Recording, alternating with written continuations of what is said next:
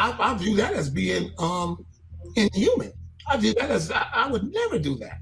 Right when it was some things that I was trying to do that I felt were important, things that I felt would help other people, it started happening to me. I happen to think there's a gay mafia in hip hop. Right. Not rappers. You know, the editorial presidents of magazines, the PDs at radio stations, the people who give you award at award shows. This is the fucking gay mafia, my man. Right. Like, you know what I'm saying? They are in power. If somebody's watching me, then they know enough about me to know that I have no fear of death. So killing me don't mean it just confirms that what I said was true. Coolio was one of the real ones who never hesitated to be himself. He spoke out and exposed some of the dark, unspeakable things going on in the industry, and just a few months later, he ends up dead. I've had motherfuckers come at me on some weirdo shit, like on some gay shit. Now, many fans can't help but point out the eerie coincidence. Let's dive in. Coolio exposes the industry. Coolio was more than just a 90s rap legend. He was an icon who earned the respect of big names in the game and became a global sensation. I got this. You did your little smile. You said, what'd you say? What's that? Slid like 7 feet. His 1995 hit, Gangsta Paradise, didn't just change his life. It cemented his place in music history, and that success carried on for decades. As I walk through the valley of the shadow of death, I take a look at my life and realize there's nothing left. But in the months leading up to his sudden passing, Coolio started pulling back the curtain on what really goes on in the entertainment industry, and he didn't hold back. He began speaking up about the kind of stuff most artists stay quiet about, the dark, shady side of fame that operates behind closed doors. Coolio was out there saying real things, hinting that he had even more to reveal. And that's when fans started raising eyebrows, especially when he passed away not long after those comments. To many, the timing felt way too suspicious. In one of his final interviews, Coolio shared that some powerful figures had approached him with certain offers or requests that deeply disturbed him. I've had my come at me on some, oh, you should do this type shit. And I was like, what? Man, why the fuck I do that?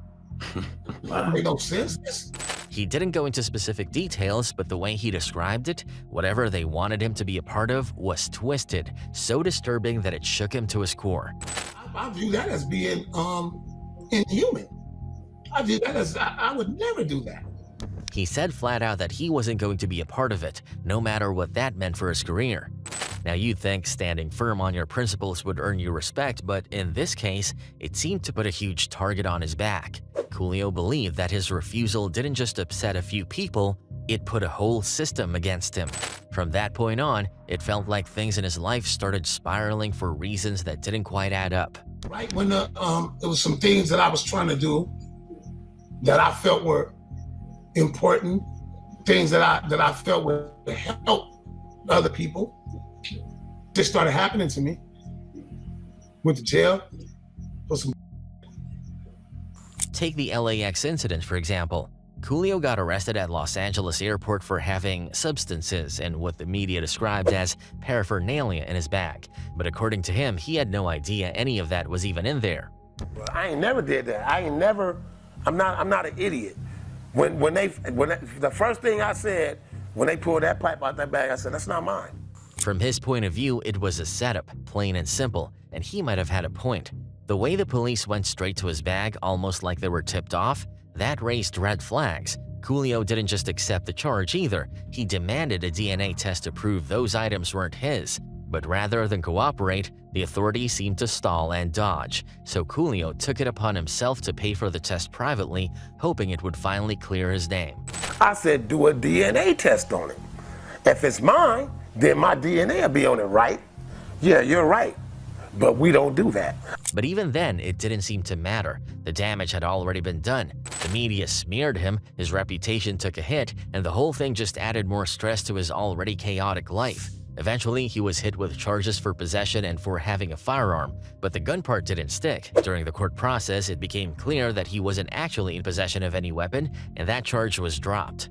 Coolio even addressed the issue publicly, saying, "It was all just a misunderstanding. I don't support the use of guns, whether they're legal or illegal." He also thanked his legal team for helping him navigate the mess so he could keep doing what he loved. Still, despite avoiding the gun charges, the substance case didn't go his way. He was sentenced to 10 months in jail in order to complete a rehab program. To a lot of people watching from the outside, it looked like this was punishment for speaking out, like Hollywood was making an example out of him. And considering the timing of everything, many fans still believe that Coolio's refusal to play ball with the so-called industry elites cost him dearly. The airport situation wasn't the only red flag in Coolio's life, just one of many signs that something strange was going on behind the scenes. In the months leading up to his passing, Coolio was hinting that there was way more happening in the industry than most people realized. And the way he talked about it, you could tell he was scared. Scared for his life and the safety of his family. In one of his final interviews, Coolio looked visibly shaken. He flat out said there were things he couldn't talk about because he believed the people involved had the power to hurt him and the people he loved. That I want to tell people. It's a lot of things that I want to teach, but I'm afraid. I'm gonna be honest with you. I'm scared because I got 4 grandchildren, and I got children that are in this world. I got people. I don't want nobody in my family to be hurt. You know what I'm saying? I don't want nothing to happen to my people. Coolio spoke about how artists were being manipulated and how the price of success in the entertainment world often came with strings attached.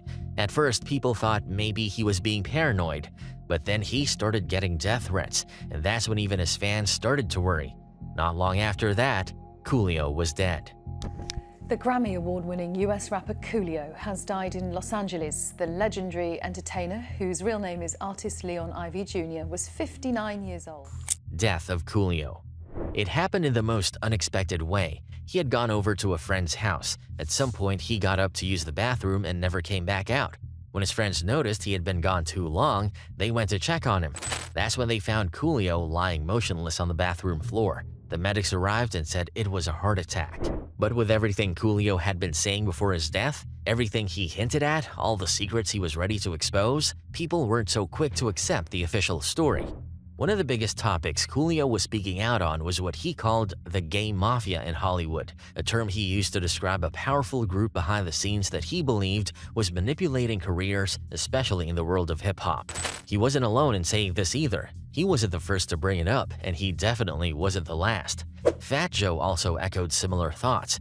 He once said publicly, "The hip-hop community is most likely owned by gay, to be honest with you. They're owned by gay. I happen to think there's a gay mafia in hip-hop, not rappers. You know, the editorial presidents of magazines, the PDs at radio stations, the people who give you awards at award shows. This is a effing gay mafia."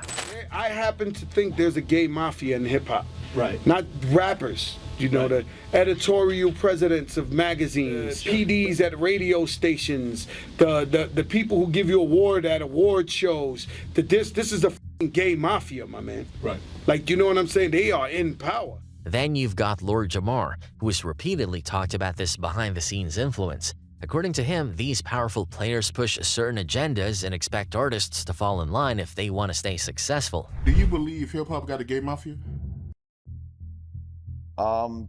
Yes. Do I believe there's people behind the scenes that are homosexuals that are pushing buttons? Yes. And that they want you to be down with their in order to push the button for you? Absolutely. He even brought up Diddy, suggesting that Puff wasn't at the top of this so-called mafia, but was definitely involved in some way. Jamar implied that Diddy might have been used as a tool in the system, and that the real problem started when Diddy allegedly tried to push back. You just saw one of the gay mafia members. That's who he is. That's who Puffy is. He's one of the members of the mob. But he might not be Don Carl. He's not the Godfather. You see? He's not the Godfather. According to this line of thinking, things started to go south for Diddy not because of random missteps, but because he tried to sue one of these big connected companies. That, according to Jamar, is when everything started to fall apart. Black, openly gay women just win mayor. You might want to type it up. Search that real quick. Some openly gay woman just became the first mayor. Fast forward to today, and Diddy is now knee-deep in lawsuits and under investigation, fighting to keep his already ruined reputation and career alive. Now, when you step back and put all this together, the things Coolio said, the way he died, and the current state of some major players in hip-hop, it really makes you wonder, was Coolio just being paranoid, or did he truly know something we don't? At the end of the day, we may never get the full truth, but what we do know is that hip-hop lost a legend, a real one. Let's take a closer look at his story. Early life. Coolio's story started way back on August 1st, 1963 in Los Angeles County, California. From the jump, life didn't exactly hand him an easy path. His father was locked up, so he was raised by a stepfather, a postal worker who tried to step in and fill the gap. But between work and everything else, the man couldn't give young Coolio the attention and guidance he really needed. To make things harder, Coolio was a sickly kid. Asthma kept him indoors a lot, so while other kids were out playing, he was stuck at home, playing board games with his mom's friends. He wasn't out getting into trouble just yet. In fact, he was actually doing well in school. But things started to shift when he skipped a grade, going straight from 5th to 7th. Suddenly, he found himself surrounded by older kids who saw him as an easy target. The bullying started, and with it came the first signs of trouble. Then came a bigger blow. His mom and stepdad split up. At first, his mom was able to keep things afloat with her paycheck, but when she lost her job, everything unraveled. She turned to alcohol, and the stable home Coolio once knew started to fall apart. That's when he started turning to the streets, looking for the structure he lost at home. He found it in the neighborhood gangs. Coolio created this wild persona for himself, a kind of unpredictable crazy man role that made people take notice and not mess with him. He carried weapons to school, started using drugs, and was already getting caught up in some serious stuff before he was even grown. By the time he was closing in on adulthood, the trouble caught up to him. He ended up in jail, 10 months behind bars, after getting accused of trying to cash a money order that had been stolen in a robbery. There's been talk that maybe it was a case of mistaken identity, or maybe he took the fall for someone else. Either way, it was a wake-up call. Coolio turned 18 while locked up, and he made himself a promise: never again. Jail wasn't the life he wanted. He tried to clean up, but it wasn't easy. By 1985, he'd fallen into crack addiction. Things were spiraling fast, but at least he had the self-awareness to realize it. He reached out for help and made a big move. He went up north to San Jose to stay with his father and put some real distance between himself and the chaos. Up there, Coolio took a job with the California Forestry Department, fighting wildfires in the mountains. That's hard, dangerous work, but it saved him. He leaned into his faith, focused on his recovery, and stayed out there for 18 months. When he came down from those mountains, he was clean, sober, and more determined than ever. Tragically, in 1987, just as he was getting his life back on track, his mother passed away from a brain hemorrhage. It hit him hard, but instead of falling apart again, Coolio threw himself headfirst into music. The rap scene was blowing up, and he was ready to make his mark. Career start. He linked up with WC and the Mad Circle and started building buzz. Their album, Ain't a Damn Thing Changed, got some decent traction and was enough to get him noticed. Coolio kept pushing and eventually landed a solo deal with Tommy Boy Records. That's when everything changed. His debut solo album, It Takes a Thief, dropped, and the single, Fantastic Voyage, hit like a tidal wave. Let's take a ride, don't you just get inside. It's time to take your ass. MTV was spinning it heavy, and the song shot up to number 3 on the Billboard Hot 100. Suddenly, the world knew who Coolio was. Gangsta Paradise. But that was just the beginning. In 1995, he released Gangsta's Paradise, and the game changed forever. At a time when the rap world was dominated by the East Coast-West Coast beef, with Tupac and Suge Knight going head-to-head against Biggie and Puff Daddy, Coolio stayed in his own lane, and it worked. Gangsta's Paradise became a monster hit. It held down the top 2 spots on the Billboard Hot 100 for 12 weeks, 3 of those at number 1 and 9 more at number 2. As I walk through the valley of the shadow of death, I take a look at my life and realize there's nothing left. It was more than just a hit song. It was a cultural moment. The track was certified platinum by the RIAA on February 23, 1996, meaning over 3 million copies were sold. It outshined rap classics like Biggie's Big Papa and Tupac's Dear Mama. Coolio even took home a Grammy for Best Rap Solo Performance, cementing his place in the Hip Hop Hall of Fame. After the explosive success of Gangsta's Paradise, Coolio didn't slow down. That legendary anthem also became a staple in movies and pop culture. The momentum from that track carried into the Gangsta's Paradise album, which kept the hits rolling. One of the standouts was the bright, feel-good party anthem 1 2 3 4 Something New, which climbed into the top 10 in 1996. Then there was Too Hot, also gained a good deal of popularity. But when it came time for his next album, My Soul, the reception didn't quite match the hype. Given how big his previous projects had been, many expected another major moment.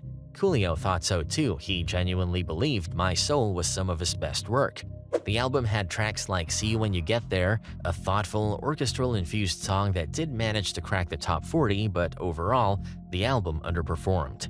Coolio wasn't shy about where he thought things went wrong. He put a lot of the blame on his label, Tommy Boy Records. According to him, they didn't properly support or promote the album. He pointed to how they had a history of mistreating other legendary acts like De La Soul and Naughty by Nature. The budget was tight. They reportedly weren't offering more than $5 million in backing at the time, and Coolio felt the label wasn't picking the right singles or giving him a fair shot. That frustration eventually boiled over. He decided to quit, but even though he was done with him, they didn't let him go. He was still tied to the contract for another 3 years. And during that time, Coolio believes he was sabotaged. He said he was on the verge of becoming the first rapper signed to DreamWorks, but Tommy Boy got in the way. They wanted a buyout, more money, and that stalled the opportunity. Eventually, he returned to the music scene under a smaller label. Fall Off.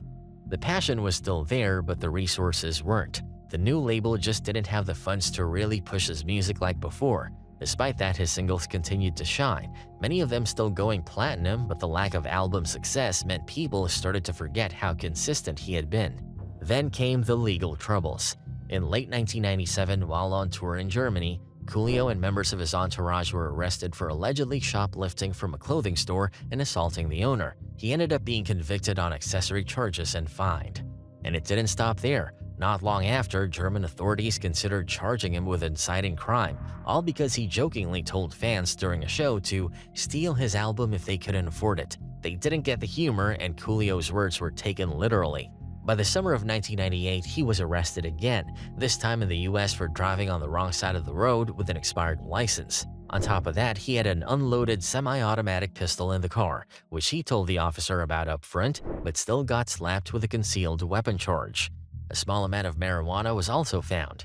It was just one thing after another, and while none of the incidents were major in isolation, they started stacking up and messing with his public image. Still, not everything was going downhill. Coolio stayed active and kept a presence in entertainment. He appeared regularly on the revamped Hollywood Squares and even launched his own label, Crowbar Records. He dropped more music over the years, but those later albums didn't make much noise commercially. Outside of music, Coolio also got into acting. He popped up in various films and TV shows and stayed on the move, traveling across the globe and performing his classic hits for fans who still loved him. Then came Nobody's Foolio, his final album, released before his sudden and untimely passing on September 28, 2022. The news of his death stunned fans and peers alike. Regardless of how his story ended, Coolio's impact is undeniable. In the 90s, he helped define what hip-hop could look and sound like on a global stage. Leon Ivy Jr., known to the world as Coolio, gave us music that made us dance, made us think, and made us remember. His legacy still lives on in every bar, every beat, and every fan who felt his message. Rest in peace to a real one.